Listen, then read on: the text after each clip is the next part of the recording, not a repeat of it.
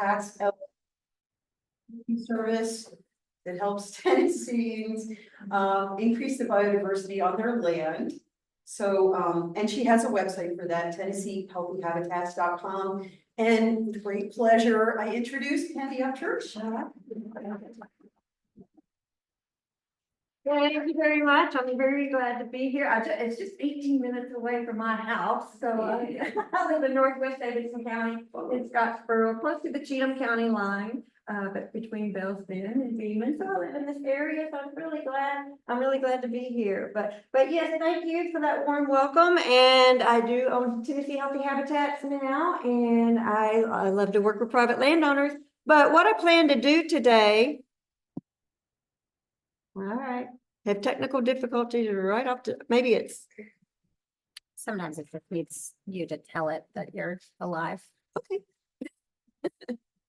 I was just at the doctor earlier. They said I was alive. And sorry, Oh, there it goes. there we go. So what I plan to do today is I want to express just how diverse Tennessee is. You know, some people say that we are the most diverse inland state in the country. Some people say that's not true, but we're at least in the top 2 or 3 diverse states in the country. So I want to tell you exactly how diverse we are. Then I want to tell you examples of that diversity, how many creatures we have, how many plants and animals we have. And then I want to let you know, why is Tennessee so diverse? What makes this such a diverse state? How is this happening? And then, unfortunately, the threats to biodiversity in the state. And then some of the folks that are working to address those threats, you know, like Elaine back here with TWIG, and then what I'm doing. So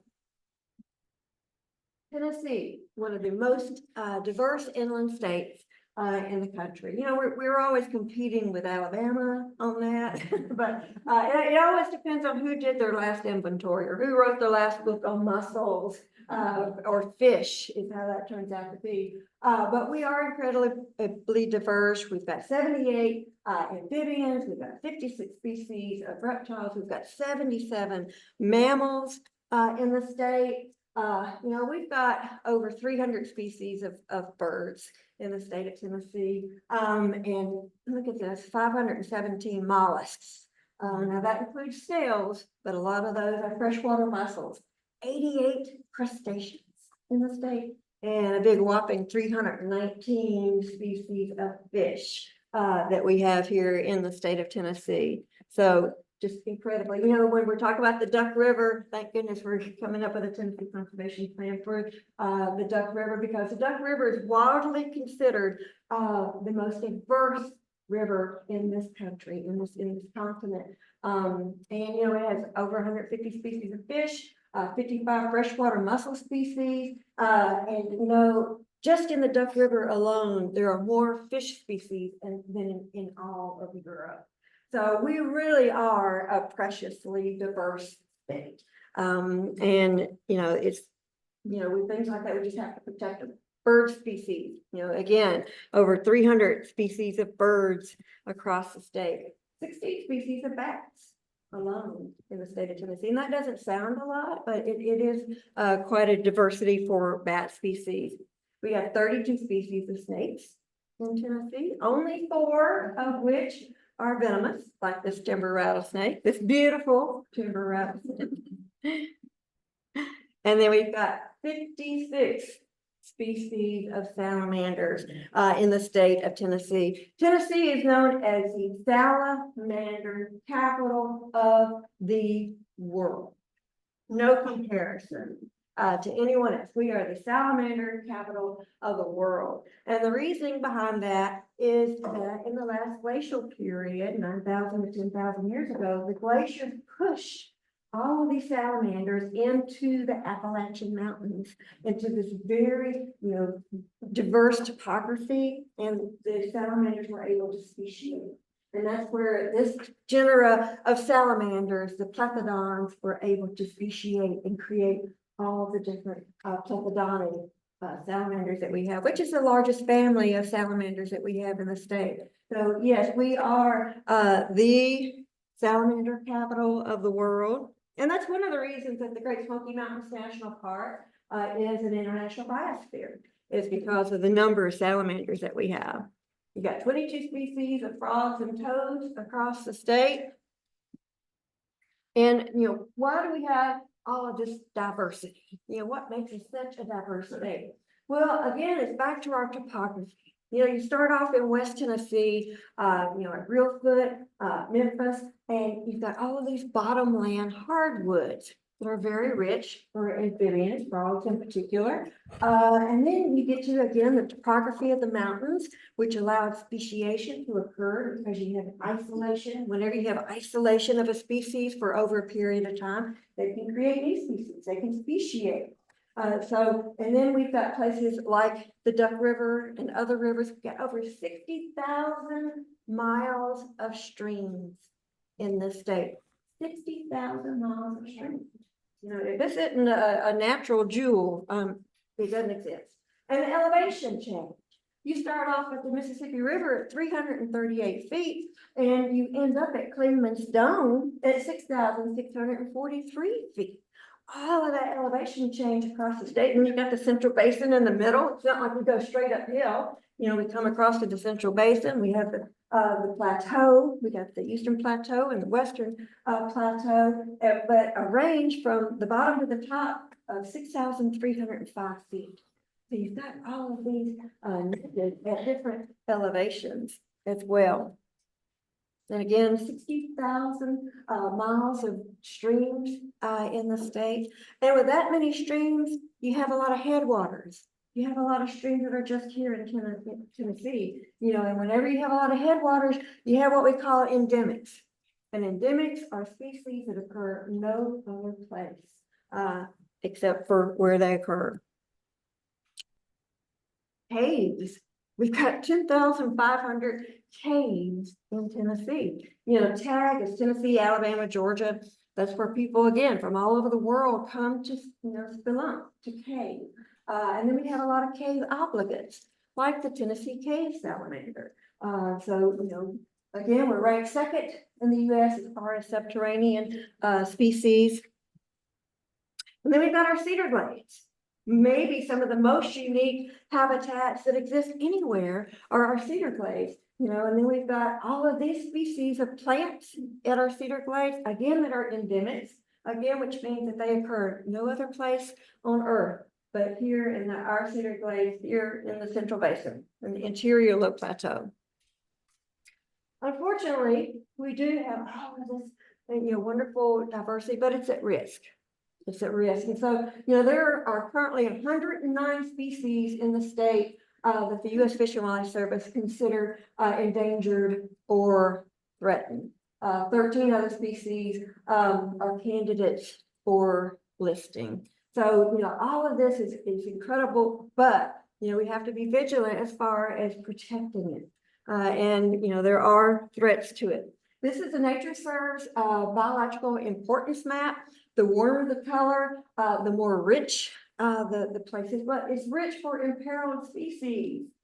So of the imperiled species, Tennessee, which is right in here, especially Middle Tennessee in this area, has, a lot of endangered or threatened or deemed in need of management species. Again, those endemics, we have a lot of, crayfish that are threatened or endangered. And again, that's because they occur in the headwaters. When you look at the names of these crayfish, they're named after where they are and where they occur, and they don't occur anyplace else. So we have to protect the headwaters of streams. And Elaine knows when it comes to headwaters and isolated wetlands, where some of these things occur, if they're under threat from development. And so we have to, keep these things inventoried. We have to know how many there are, and we have to list them for their rarity, whether it's threatened or endangered or deemed in need of management. This is the streamside salamander. This is a state endangered species. It occurs right here in the Central Basin. It's endemic to the interior low plateau, which is an ecoregion that goes up into Kentucky and down in the central area of Tennessee. But this is a species that occurs especially in cedar glades. especially in first order streams, sometimes in isolated wetlands. And so it occurs in Middle Tennessee, Murfreesboro, Nolensville, Rutherford County, places that are under development as we speak. And so, a lot of times with these guys, they occur in places, they breed and reproduce in the winter. So they're breeding and reproducing right now. If you went to some of the cedar glades in Middle Tennessee and turned over some rocks in those waters that are there right now, you may find the eggs of the streamside salamander. They lay their eggs underneath the rocks. But what happens is after winter is over, those streams dry up. And if somebody goes out there to determine whether or not a stream exists there, because streams are protected in the state. But if someone goes there and they look at it and the stream's dried up, they may say, oh, there's no stream here. It's okay to develop. It's okay to develop here. We don't have to protect a stream. So, we have to keep vigilant as far as looking at where these animals occur, where they breed, even though it doesn't look like a stream in August or September, mark that it truly is a stream and make sure that we get it determined as a stream and protect it under stream regulations. The eastern box turtle, you would think, oh, this is a very common species and we probably shouldn't have to worry about it. It's deemed in need of management. It's considered a species of greatest conservation need. And I'm talking about levels of rarity here. You start off with a species of greatest conservation need, then you go to deemed in need of management, then you go to threatened, and then you go to endangered. So it's a species of greatest conservation need. And what it means is we need to watch out for it. We need to do inventories, but more than anything else, we need to protect it from illegal pet trade. People collect box turtles and they sell them. You might have read an article about someone at the airport getting caught with like 300 baby box turtles, put in socks and wrapped in duct tape to be shipped overseas. And the reason people collect these for pets, first of all, because they're so nice and they're good pets for people, but they live to be 125 years old. And so in the Asian market, they're considered an heirloom. They pass it down from one generation to the next. And so people like the Tennessee Wildlife Resources Agency have to stay on guard for the illegal pet trade in Tennessee. People come to Tennessee for our crayfish. They come to Tennessee for our turtles. They're collecting here and selling in other places. So, we have to have wildlife officers out there, keeping an eye on these things. The timber rattlesnake is a species of greatest conservation need. Why? Human persecution. Human persecution. Where I grew up, there were timber rattlesnakes when I was growing up there. That's been 50 years ago, but I've been back in that same location for 5 years. I've yet to see a timber rattlesnake. And that's because they've all been killed. They were just killed. And so human persecution is one reason for a species like the timber rattlesnake to decline. But also, now we're dealing with lots of fungal diseases out there. The snake fungal disease, really attacks timber rattlesnakes. So now they're not only dealing with human persecution, where they do occur, they have to deal with disease as well. And then, of course, speaking of fungi, white nose syndrome. White nose syndrome is, as far across the state of Tennessee as it can go, because it ran out of caves. So you get into West Tennessee, there's no caves. It is a cave fungus. It attacks bats, and even bats that used to be common. The northern long-eared bat, the tricolor, the little pipistrelle, the tricolor bat, the little brown bat, they're all candidates for being listed as nationwide endangered because of the white nose syndrome. What can we do? We don't know yet, but we can definitely monitor it and see how things are going. But loss of early successional habitat. There's always a debate of forest and fields. Early successional habitat is prairies, fields. And a lot of times, again, like where I live, I live on Bull Run, and when I was growing up there, we had quail. We had northern bobwhite quail. It was not uncommon to hear quail calling. Well, back then, we all had ponies. You know, we were dirt poor, but we had ponies. I don't know how that worked. So we didn't even know we were poor because we had ponies to ride. But if you had ponies and horses, you had hay. And to have hay, you had to keep the fields mowed. You had to keep things from succeeding into young forest. And so, you know, species like the blue-winged warbler and the prairie warbler, the henslow sparrow and the common yellowthroat, these species, they require early successional habitat. Early successional habitat are fields and old growth fields, but they have to be managed.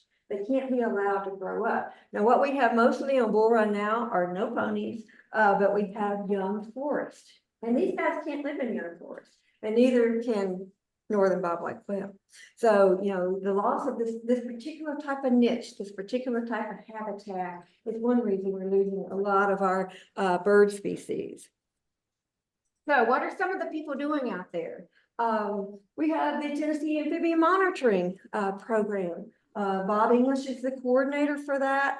And, you know, we have routes set across the state, 48 routes where people go out and they listen for frogs and toads, and they give each species, if they identify, a call index to get a relative abundance of the frogs and toads across the state.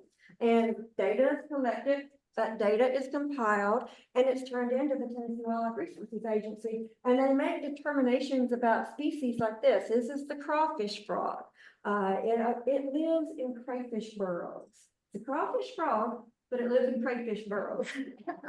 And it eats crayfish.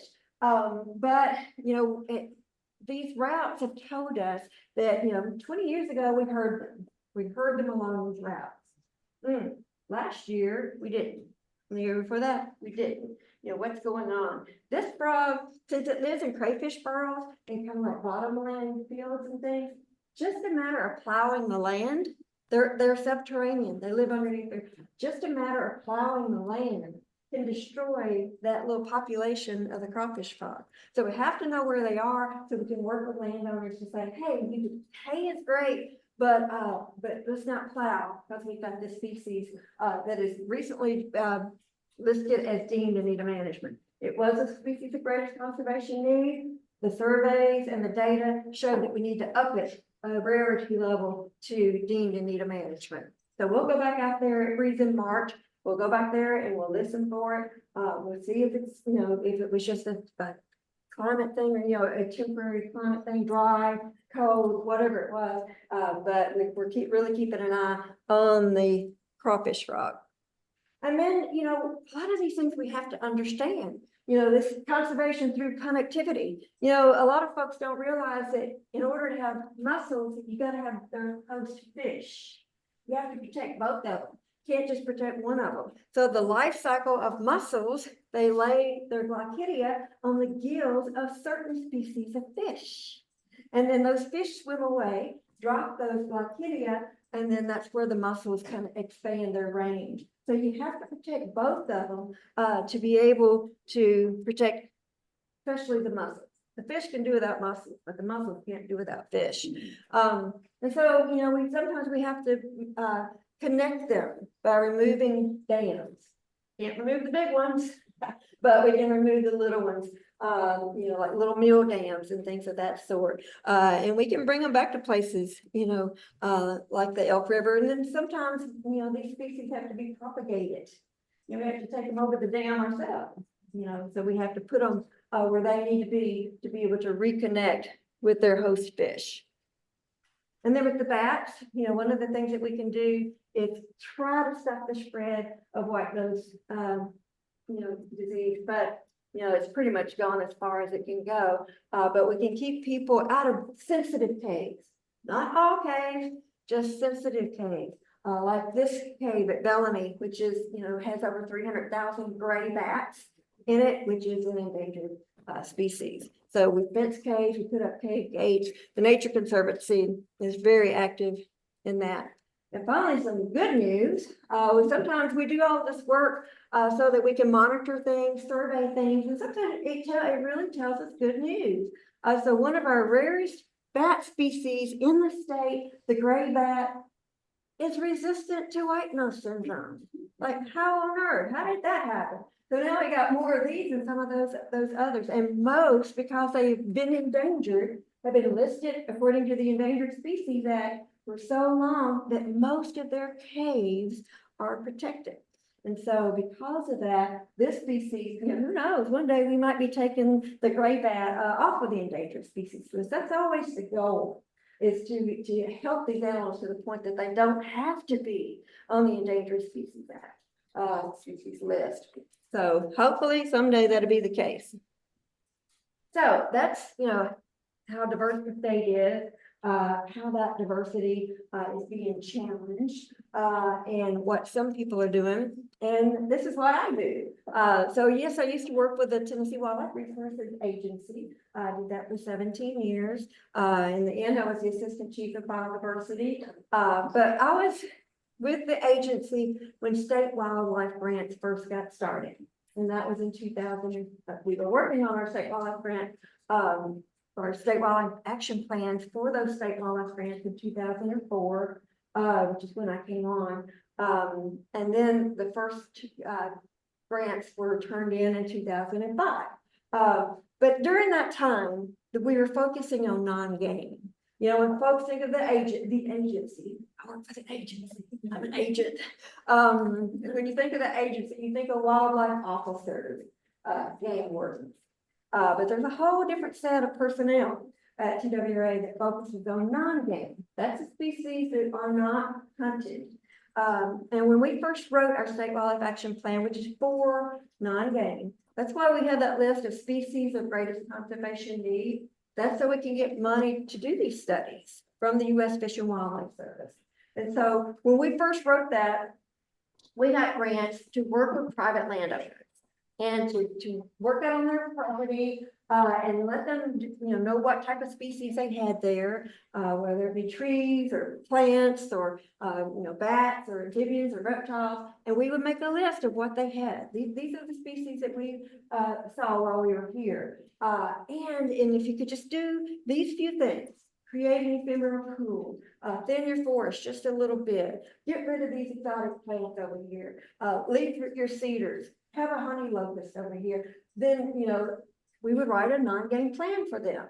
Well, that program ended in 2 years, but I fell in love with the idea of working with private landowners and helping them manage their own properties for biodiversity.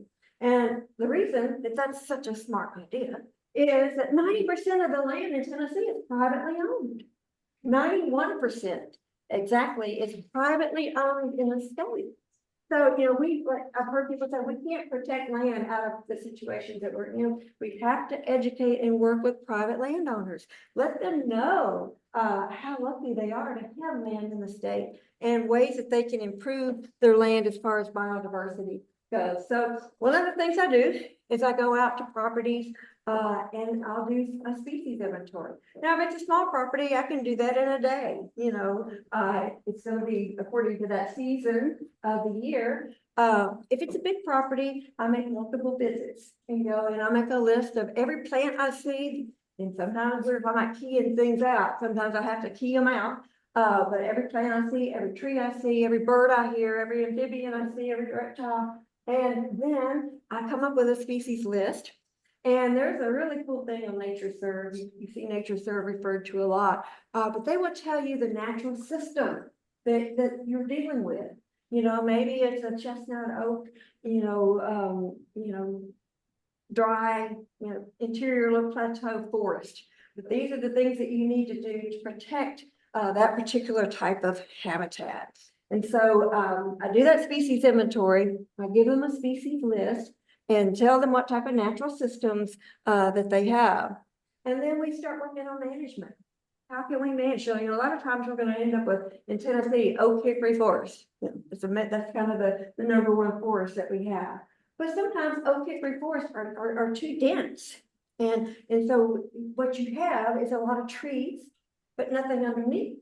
And so I work with them on diverse structure of the forest. You learn in school, you need the canopy, you need the subcanopy, you need mid-story, and then you need the shrub layer, and you need the ground. But in order to get all of those layers of the forest And different species of birds have niches within those different strata or layers of the forest. In order to get those strata, you've got to have sunlight. Gotta have sunlight. And I'm not talking about clear cutting. I'm talking about things that private landowners can do by going in and just girdling one tree over here, one tree over there. That tree's gonna die. You're gonna pick the ones you don't like. You know, but whichever ones you don't like, you're gonna pick those. Maybe they're not in such great shape. Maybe they're not your parent trees up here, but you're gonna pick a few to let die and then let that sunshine come in. And in the process, you're gonna end up with some snags or dead trees that woodpeckers can use, that owls can use, that bats can use. And so you end up increasing a lot of different types of habitat for a lot of different species by just doing a little bit of thinning. 2 or 3 trees maybe in a certain area. And then that's gonna really help improve especially your bird population. You know, I don't know how many calls I've gotten while I was at TWRA that was, where are the whippoorwills? I haven't heard a whippoorwill in forever. They're ground nesters. They've got to have ground cover. You can't just walk through a forest and see trees and leaves.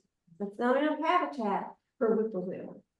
So you've got to have these different strata. You've got to improve the diversity of your forest. And again, snag, again, easy thing to do, 1 per acre. 1 snag per acre is pretty much all you need. And that's what the NRCS recommends, Natural Resources Conservation Service. So girdling, you know, you can do a chainsaw just around it or however you're going to girdle it. That's the best way to thin a few trees. And, you know, if you want to get back to that early successional habitat, sometimes you're going to have to burn, you know, you're going to have to clear it and burn it and let it come back. You know, some species require that burn to be able to come back. I don't go out there and burn your forest. I don't have enough insurance for that. But I'm gonna get you in touch with people that I trust to be able to come do it for you. Somebody, you know, people that I work with in the Division of Forestry that come out and either teach you how to do it and observe, you know, have the fire trucks standing by, or come out and do it for you, for me. But just keep in mind that the more habitat you have, the different types of habitat that you have, the more diverse wildlife you're going to have. Removing of exotic plants. You know, this is something that we've heard so much that we go, oh, that's easy, that's simple. Well, it is, you know, and so that's one of the first things we need to be doing. We need to be doing the low hanging fruit. We need to be removing that Japanese honeysuckle, the bush honeysuckle. There's a lot of weed wrangling going around Nashville right now. They had one at Alice Hill just this past Saturday. And I've got to get one of those big tools. Have you seen those big weed wranglers that just pull them right out of the ground?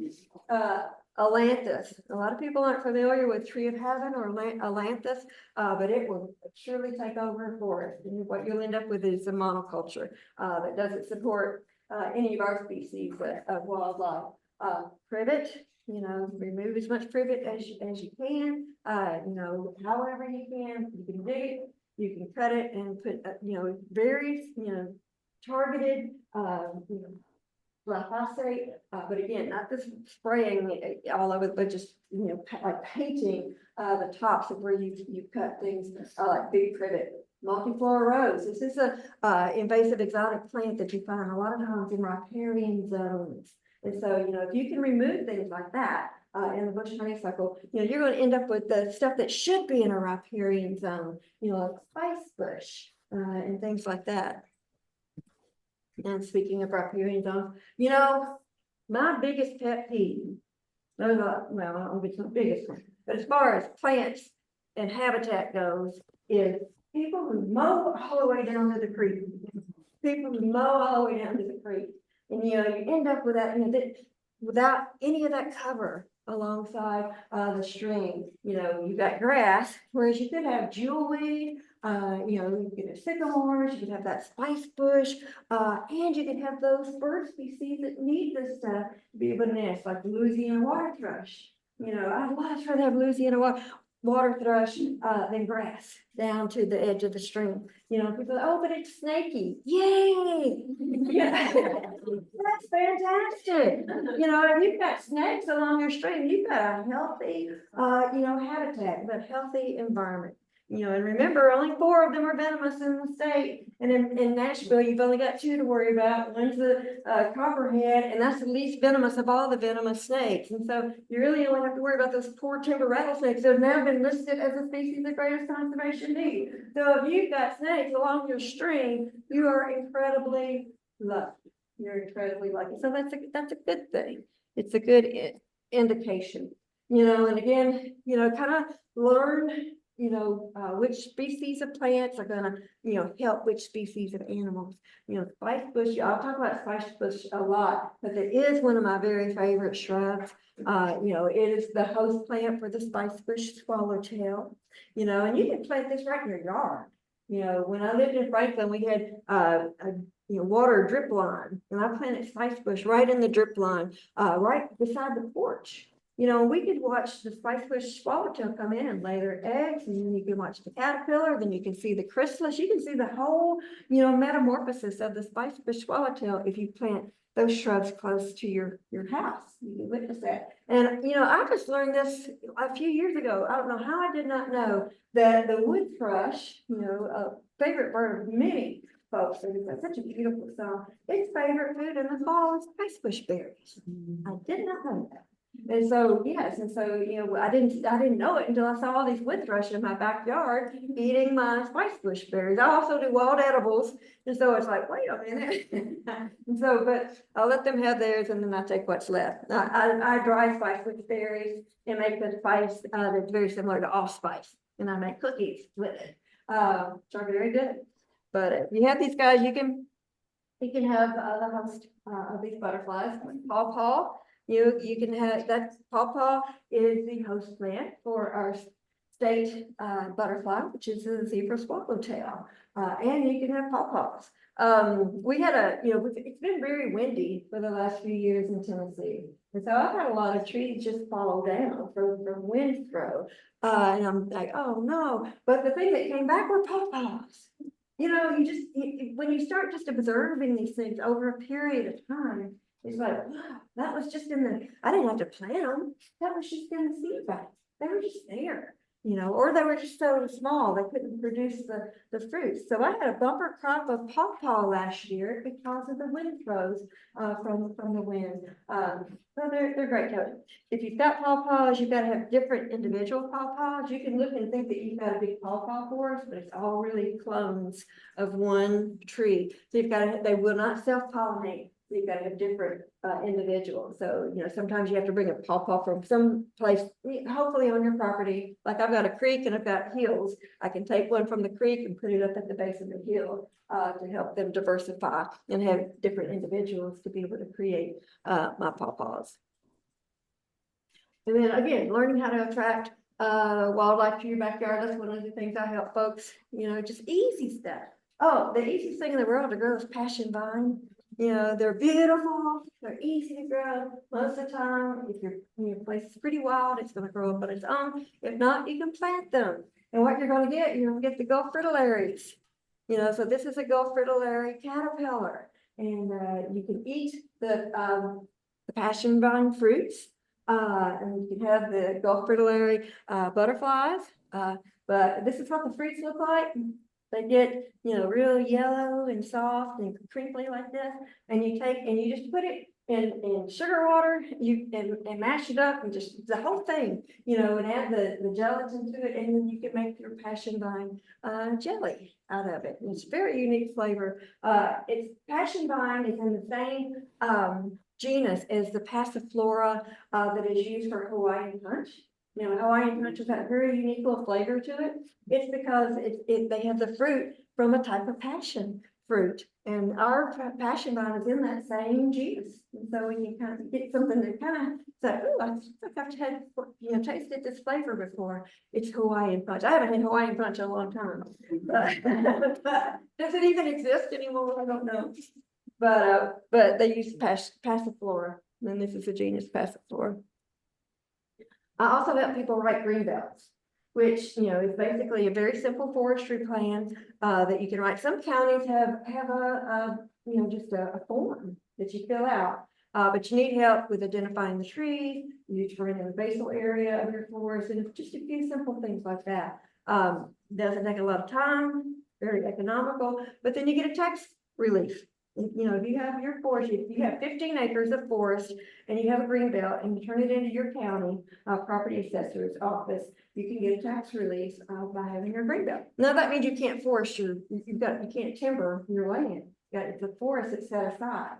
And so it's like a forestry bank to be able to give folks a tax relief. Also, I do with my partner for conservation easements, we can do baseline documentation reports. And that's going out and again, inventories. I don't do the mapping, he does the mapping, but we can do inventories, tell you what type of natural systems you have on the land that you need to protect to keep your property in a conservation. I do not know how long I have gone. You can finish up in the next couple of minutes.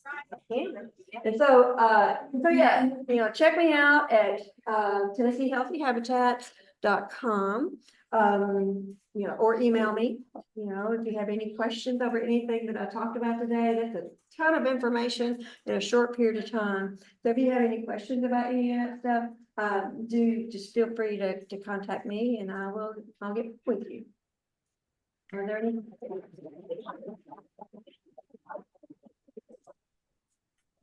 you have any questions here for Pandy? Can you tell us in our suburban yards and backyards, what would be the 2-3 things that we could do that would help in the things that you described in terms of helping instead of hurting? Right. No, not to mow streets, we got that. All right, don't blow down to the streets, absolutely.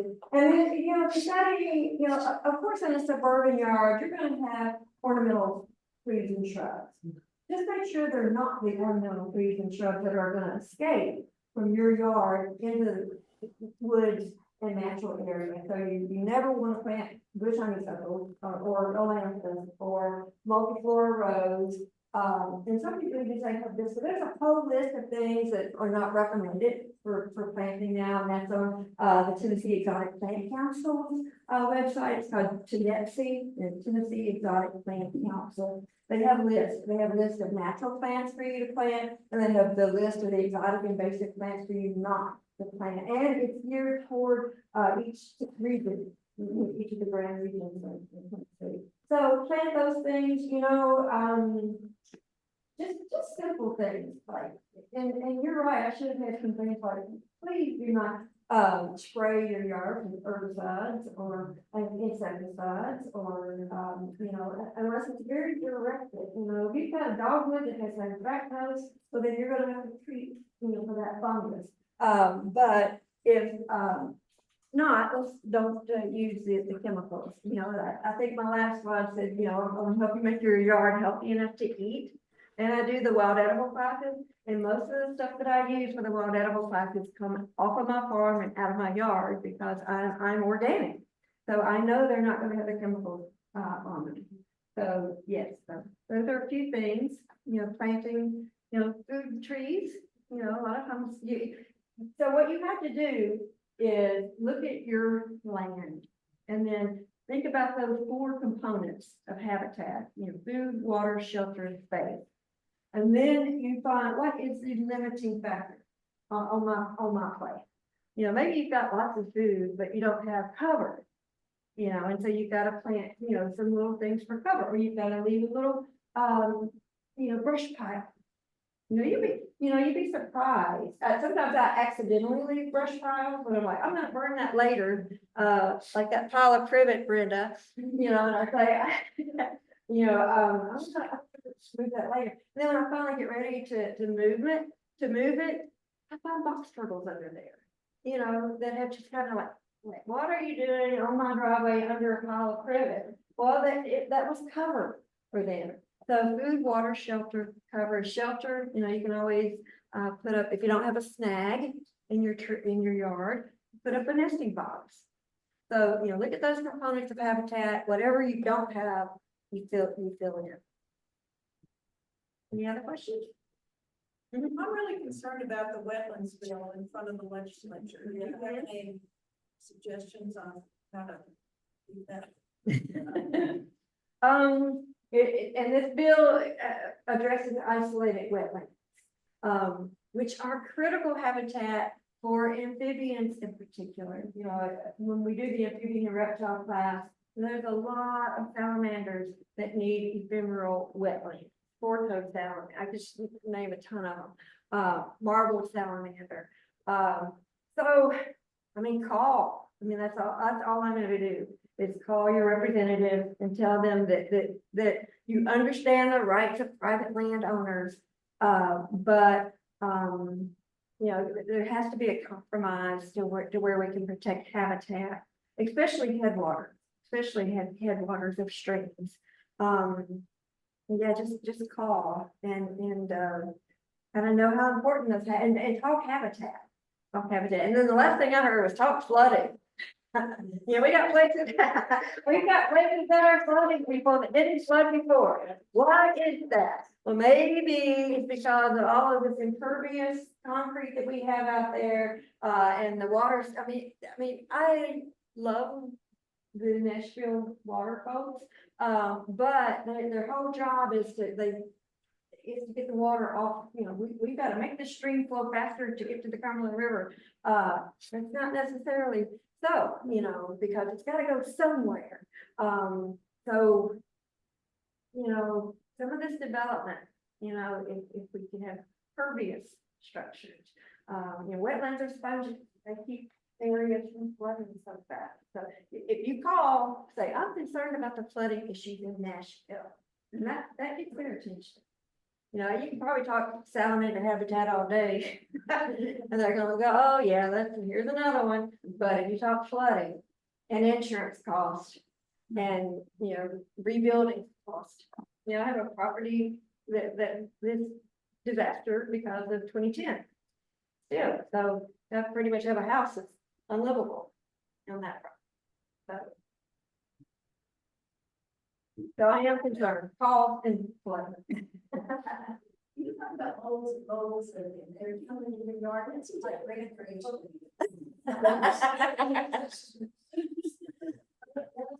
So, all right, so first of all, moles and voles.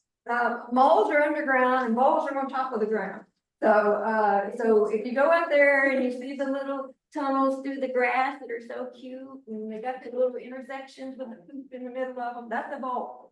And they're not doing much harm. Moles are the ones that are that are tunneling underground, creating mole hills. What can you do about it? I've got a dog. I'll rent her to it. But instead of those little mole hills, you're gonna have, you know, excavator. So, you know, the reason they're there, especially this time of year, is the ground is thawing out. You know, you've got things like grubs and worms that are coming back to the surface. Again, it's just kind of what you're willing to live with. With me, I just fill in the holes that my dog dug. I mean, she found a really big moth the other day. I think it was big. But you have to get rid of your grubs and the worms to get rid of the moles. And I'm not willing to do what it takes to do that. So I'd rather live with the moles. But you get a good dog, and then you just have to just fill the holes back up.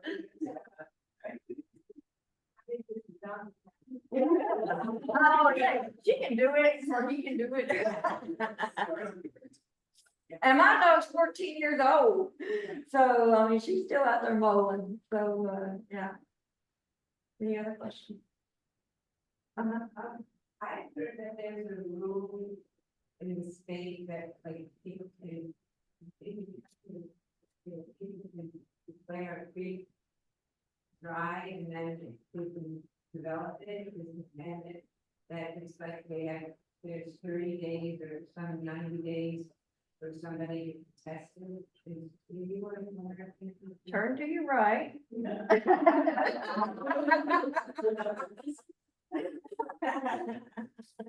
And ask the lady from TDEC. So I'm not familiar with the details of that rule. What I do know is that in the state, streams have to be determined. It's called stream determination. And people are trained to go out and it's a intense 2-day training.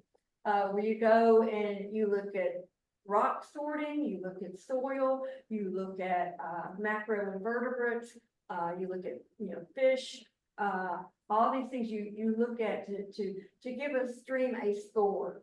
And it's been a while, but when I was doing it, it was 19. And the stream had to score over 19 to be considered a stream.